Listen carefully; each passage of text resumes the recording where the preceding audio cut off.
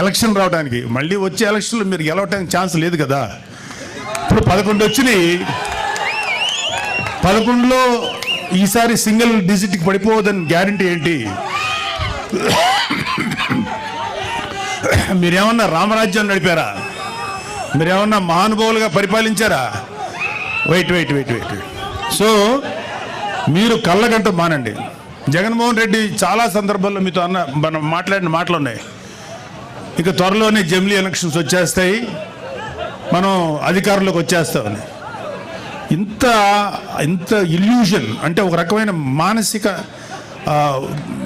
దీనిలో సైకలాజికల్ సమస్యలతో ఉన్న మీకు ఎప్పుడో 4 సంవత్సరాల 7 నెలలు 3 నెలలు 4 నెలల తర్వాత వచ్చే ఎలక్షన్స్ అప్పుడే వచ్చేస్తాయని చెప్పి జనాలతోటి మైండ్ గేమ్ ఆడుతున్నారు. లేకపోతే మీ కార్యకర్తలను ఉన్న వాళ్ళని సేవ్ చేసుకోవడానికి ప్రయత్నిస్తున్నారు.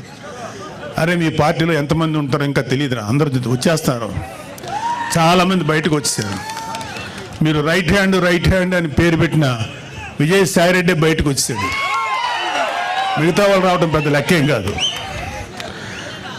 సో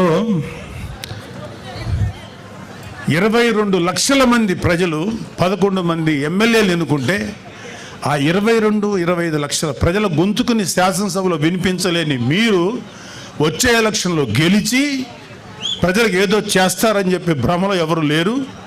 గుర్తుపెట్టుకోండి.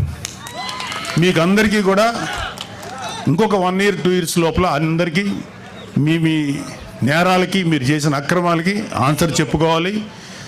అలాగే కలిగిరి సభలో పెద్దిరెడ్డి రామచంద్రారెడ్డి గారి గురించి, అంటే ఈయన మాఫియా గురించి మోడీ గారు ఏమన్నారంటే, ఈ మైనింగ్ మాఫియా, ఎర్రచందనం మాఫియా వీళ్ళందరినీ తుంగలోకి తొక్కుతానని చెప్పారు. మోడీ గారు ఇంకా ఏం అనలేదు, మాకేం కాదని అని మీరేం సంతోషపడకండి. మీ నెత్తి మీద కత్తి ఏలాడుతుంది విత్ దారం సపోర్ట్తో. ఆ దారం ఎప్పుడైనా తెగుద్ది, అది మీ నెత్తి మీద గుచ్చుకుంటుంది. గుర్తుపెట్టుకోండి.